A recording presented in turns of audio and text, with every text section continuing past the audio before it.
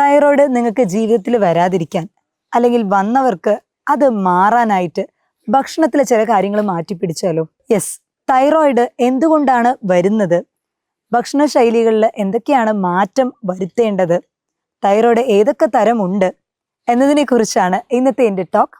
ഇത് നിങ്ങളുടെ doctor Jumana Haseen AG, doctor Jumana's homeo care, Vadakkanchery, Palakkad.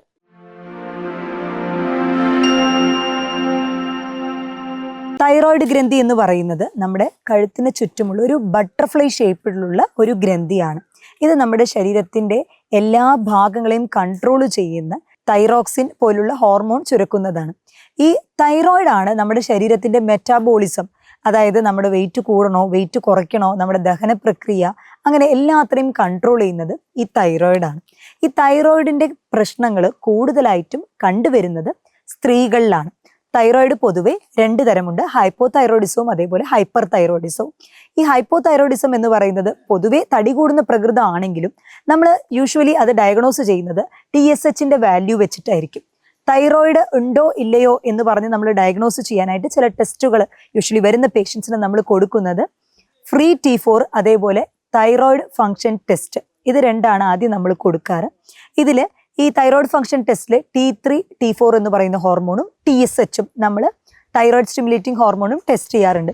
ഈ ഹൈപ്പോ തൈറോയിഡിസം എന്ന് പറയുന്ന കേസുകളിൽ ഈ TSHന്റെ ലെവല് വളരെ ഹൈ ആയിട്ട് കാണിക്കപ്പെടും. അതായത് നോർമൽ വാല്യൂ ഒരു 2 to 3 ആണെന്നുണ്ടെങ്കിൽ ഇത് 5ഉം 6ഉം ചിലർക്ക് 10ഉം 15ഉം വരെയുള്ള വാല്യൂസ് കാണപ്പെടാറുണ്ട്. ഈ തൈറോയിഡിന്റെ വാല്യൂ കൂടുന്തോറും നമ്മുടെ മെറ്റബോളിസം എന്ന് പറയുന്നത്, അതായത് ശരീരത്തിന്റെ ദഹന പ്രക്രിയകളും മറ്റ് എല്ലാ ആക്ടിവിറ്റീസും സ്ലോ ഡൗൺ ആകാൻ തുടങ്ങും.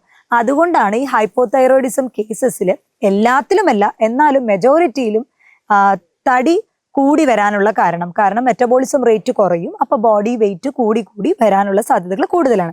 എന്നാൽ നേരെ മറിച്ച് ഈ ഹൈപ്പർ തൈറോയിഡിസം എന്നുള്ളൊരു കേസിൽ നമ്മൾ നോക്കുകയാണെങ്കിൽ TSHന്റെ വാല്യൂ അത് 1ന് താഴെയായിരിക്കും. അപ്പൊ അത് ഉരുക്കുന്ന രീതിയിലായിരിക്കും, അതായത് മെറ്റബോളിസം അവിടെ കൂടുതലായിരിക്കും.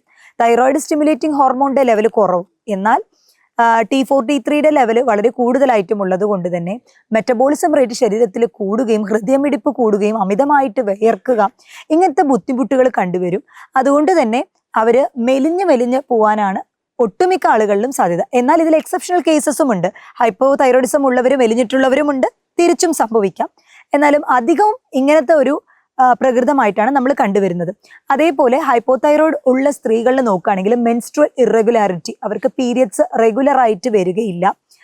ഇനി അഥവാ വന്നാൽ തന്നെ സ്പോട്ടിങ് പോലെ വരിക, ഇതൊക്കെ ഈ തൈറോയിഡിന്റെ പ്രശ്നമാണ്. മാത്രമല്ല ഈ തൈറോയിഡിന്റെ പ്രശ്നം സ്ത്രീകളുടെ വന്ധ്യതയ്ക്ക് വരെ കാരണമായേക്കാം. അതുകൊണ്ട് തന്നെ ഇത് സ്റ്റാർട്ടിങ്ങിൽ തന്നെ കണ്ടെത്തി അതിന് വേണ്ട ചികിത്സ തേടേണ്ടത് വളരെയധികം ആവശ്യമാണ്. തൈറോയിഡ് എന്തുകൊണ്ടാണ് പൊതുവെ വരുന്നത്? നമ്മുടെ പ്രതിരോധ ശേഷിയിൽ വരുന്ന പ്രോബ്ലം കൊണ്ടാണ് ഈ തൈറോയിഡിന്റെ ആ ഒരു ഹോർമോൺ ചുരക്കുന്നതിൽ വ്യതിയാനങ്ങൾ വരുന്നതും. അത് TSH T4 T3 ഇതിന്റെ ആ ഒരു സെക്രീഷനെയും ബാധിക്കുന്നുണ്ട്. ഇതിൽ തന്നെ ഓട്ടോ ഇമ്മ്യൂൺ തൈറോയിഡ് ഉണ്ട്, അതായത് സ്വന്തം പ്രതിരോധ ശേഷിനെ നശിപ്പിക്കുന്ന ഒരു ഹൈപ്പോതൈറോയിഡിസം കേസാണ്. അതിന് ഹാഷിമോട്ടോസ് തൈറോയിഡൈറ്റിസ് എന്ന് പറയും. അത് അമിതമായിട്ടുള്ള സ്ട്രെസ് കാരണം ജനിതകപരമായിട്ട് സ്ത്രീകളിലാണ് കൂടുതലായിട്ടും കാണപ്പെടുന്നത്. പൊതുവെ പ്രതിരോധ ശേഷി ഏറ്റവും കൂടുതൽ ഉള്ളത്, അതായത് ആന്റിബോഡീസ് കൂടുതലുള്ളത് സ്ത്രീകളിലാണ് പുരുഷന്മാരെ അപേക്ഷിച്ച്.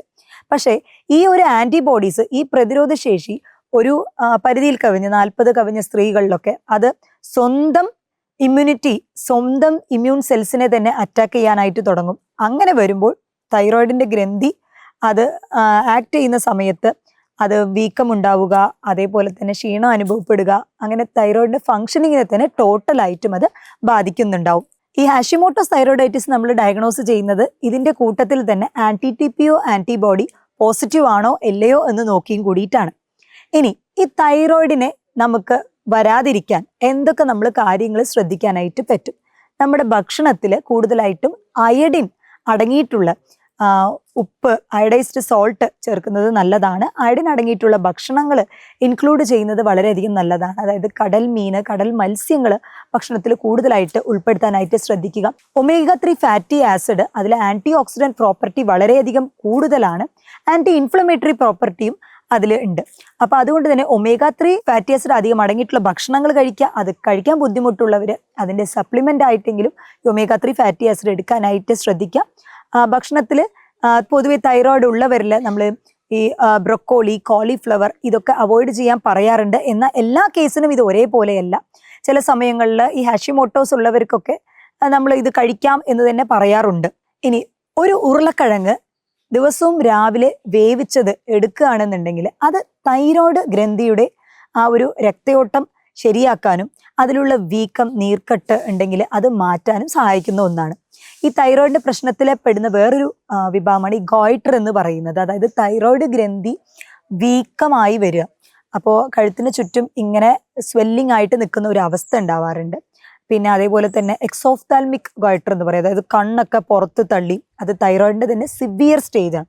സിവിയർ സ്റ്റേജ് ഉള്ളതൊക്കെ നമ്മൾ എന്തായാലും അതിനനുസരിച്ച് മെഡിക്കേഷനൊക്കെ എടുത്തിട്ട് തന്നെ ആയിരിക്കും ട്രീറ്റ്മെൻറ്റ് മുന്നോട്ട് കൊണ്ടുപോകാൻ പറ്റുക. സ്റ്റാർട്ടിങ് സ്റ്റേജിൽ തന്നെ ഇപ്പോൾ ആദ്യമായി ഇപ്പോൾ തൈറോയിഡ് ഇപ്പോൾ കണ്ടു 2 മാസമായിട്ടുള്ളൂ, അങ്ങനെ ഡയഗ്നോസ് ചെയ്ത കേസുകളിൽ നമുക്ക് ലൈഫ് ലോങ് മെഡിസിനോ സപ്ലിമെൻറ്റോ ഒന്നും എടുക്കാതെ തന്നെ നമ്മുടെ മെഡിസിൻസിലും അതേപോലെ തന്നെ നമ്മൾ ഡയറ്റ് ഷെഡ്യൂൾ ചെയ്ത് കൊടുക്കുന്നതനുസരിച്ച് അത് മാറ്റാനായിട്ട് സാധിക്കും. ഇനി അതേപോലെ തൈറോയിഡ് നൊഡൂൾസ് ഉണ്ടാവും ചിലർക്ക്. ഈ ഗോയിറ്റർ അല്ലാതെ തന്നെ തൈറോയിഡിന്റെ ഈ ഒരു ഭാഗത്തിൽ മാത്രം വീക്കം ഉണ്ടാവും. എന്നാൽ അതുകൊണ്ട് തൈറോയിഡ് ഹോർമോണിന് വ്യതിയാനങ്ങളോ അല്ല അവർക്ക് എന്തെങ്കിലും ഒരു ബുദ്ധിമുട്ടോ ഒന്നുമില്ല. ഒരു കോസ്മെറ്റിക് ആയിട്ടുള്ള ഒരു ബുദ്ധിമുട്ട്, അതായത് കാണുമ്പോൾ എന്തോ ഒന്ന് വീങ്ങിയ പോലെ അതൊരു ബുദ്ധിമുട്ട് മാത്രം ഫീൽ ചെയ്യാറുണ്ട്. അപ്പം അങ്ങനെയുള്ള കണ്ടീഷനിൽ നമ്മൾ സ്ക്രോഫുലേറിയ നൊഡോസ എന്ന് പറഞ്ഞ ടിഞ്ചറൊക്കെ യൂഷ്വലി ഹോമിയോപ്പതിയിൽ നമ്മളത് കൊടുക്കാറുണ്ട്. അത് വളരെയധികം ഇഫക്റ്റീവാണ് ആ ഒരു സ്വെല്ലിങ് കുറയ്ക്കാനും. അപ്പം അങ്ങനെയുള്ള കേസുകളിൽ ദിവസവും നമ്മളൊരു ഉരുളക്കിഴങ്ങ് എടുക്കാനും പറയാറുണ്ട്. അതേപോലെ തന്നെ തൈറോയിഡ് മസാജ് നമ്മൾ പറയാറുണ്ട്. ഓലിവ് ഓയിൽ അല്ലെങ്കിൽ നമ്മൾ ബദാം ഓയിൽ ഉപയോഗിച്ചിട്ട് തൈറോയിഡിനെ നമ്മൾ മസാജ് ചെയ്യാനായിട്ട് പറയാറുണ്ട്. ഒരു സർക്കുലേറ്ററി മോഷനിൽ അങ്ങനെ മസാജ് ചെയ്യുന്ന സമയത്ത്, ദിവസവും അങ്ങനെ മസാജ് ചെയ്യുന്ന സമയത്ത് തൈറോയിഡിന്റെ രക്തയോട്ടം പ്രോപ്പർ ആവുകയും അതിൽ ഹോർമോൺ ഇംബാലൻസ് ഒരു പരിധി വരെ അത് റെഗുലേറ്റ് ആവാനും ഈ വീക്കമൊക്കെ ഉണ്ടെങ്കിൽ അതൊക്കെ ഒന്ന് സ്റ്റെബിലൈസ്ഡ് ആവാനും ഇത് വളരെയധികം ഹെൽപ്ഫുള്ളാണ്. ഈ തൈറോയിഡ് ഗ്രന്ഥിയുടെ ഫംഗ്ഷനിങ്ങിനായിട്ട് നമ്മൾ എടുക്കേണ്ട ഭക്ഷണം എന്ന് പറയുന്നത് സെലീനിയം അധികം അടങ്ങിയിട്ടുള്ള ഭക്ഷണങ്ങൾ, അതായത് ഈ ബ്രസിൽ നട്ട് എന്ന് പറയുന്നത്, അതേപോലെ ഇലക്കറികൾ, ചീരകൾ, ഇതിലൊക്കെ തന്നെ സെലീനിയത്തിൻ്റെ കണ്ടന്റ് വളരെയധികം കൂടുതലാണ്. സിങ്ക് അധികം അടങ്ങിയിട്ടുള്ള ഓയിസ്റ്റർ, കക്ക, അതേപോലെ സീ ഫിഷ്, കടൽ മത്സ്യങ്ങൾ, ഇതിലൊക്കെ സിങ്ക് അധികം അടങ്ങിയിട്ടുണ്ട്. അതും റെഗുലറായിട്ട് എടുക്കാനായിട്ട് ശ്രദ്ധിക്കുക. പിന്നെ സീഡ്സ്, വിത്തുകളിലെല്ലാം തന്നെ, അതായത് പംകിൻ സീഡ്സ്, അതേപോലെ തന്നെ ചിയ സീഡ്സ്, ഇതൊക്കെ തന്നെ ഹോർമോൺ ഇംബാലൻസിനെ ശരിയാക്കാൻ വളരെയധികം ഹെൽപ്ഫുൾ ആയിട്ടുള്ള ഒന്നാണ്. ഈ തൈറോയിഡ് ഗ്രന്ഥിയിലെ ഹോർമോണിലെ വ്യത്യാസം ഒരുപാട് കാലം എന്തെങ്കിലും ബുദ്ധിമുട്ടായിട്ട് ഇപ്പം അഡ്മിറ്റ് ആയവർ, ഹോസ്പിറ്റലിൽ അഡ്മിറ്റ് ആയവർ, അല്ലെങ്കിൽ എന്തെങ്കിലും വൈറൽ ഫീവർ റീസെൻ്റ് ആയിട്ട് വന്നവരിൽ, ഇവരിലൊക്കെ തന്നെ തൈറോയിഡ് ചെറിയൊരു വാല്യൂ വ്യത്യാസം ഒരു 2 മാസം 3 മാസം അങ്ങനെ കാണിക്കാറുണ്ട്. എന്നാൽ അത് ശരിക്കും തൈറോയിഡിന്റെ പ്രശ്നം കൊണ്ടല്ല, നമ്മുടെ ബോഡിയുടെ ശരീരത്തിന്റെ സന്തുലിതാവസ്ഥ പ്രോപ്പറായിട്ട് നഷ്ടപ്പെട്ടത് കൊണ്ട് വരുന്നതാണ്. അതിനെ യൂതൈറോയ്ഡ് 6 സിൻഡ്രോം എന്ന് പറയും. അതിന് യൂഷ്വലി ട്രീറ്റ്മെന്റ് ആവശ്യമില്ല. ഒരു 2-3 മാസം നമ്മൾ ഓട്ടോമാറ്റിക്കലി നല്ല ഭക്ഷണവും അതേപോലെ ഡയറ്റുകളൊക്കെ നല്ല ഭക്ഷണം, നല്ല ന്യൂട്രീഷ്യസ് ആയിട്ടുള്ള ഭക്ഷണങ്ങൾ, എക്സസൈസ് അതൊക്കെ ചെയ്ത് പ്രോപ്പർ റെസ്റ്റ് ഒക്കെ എടുത്തു കഴിഞ്ഞ് ആ ഒരു വൈറൽ ഇൻഫെക്ഷൻ്റെ സിവിയാരിറ്റി ഒക്കെ പോയി കഴിഞ്ഞാൽ തന്നെ ആ ഒരു യൂതൈറോയ്ഡ് എന്നുള്ള ഒരു 6 സിൻഡ്രോം അത് മാറിക്കിട്ടും. അതിന് മെഡിക്കേഷൻ്റെ ആവശ്യം തന്നെ ഇല്ല. അപ്പോൾ തൈറോയിഡ് സംബന്ധമായിട്ടുള്ള നിങ്ങളുടെ സംശയങ്ങൾക്ക് താഴെ തന്നിട്ടുള്ള ഈ ഒരു വാട്സപ്പ് നമ്പറിൽ കോൺടാക്ട് ചെയ്യാം. മറ്റൊരു ഹെൽത്ത് ടോപ്പിക്കുമായിട്ട് വീണ്ടും കാണാം. ഇത് നിങ്ങളുടെ doctor Jumana Haseen AG, doctor Jumana's homeo care, Vadakkanchery, Palakkad.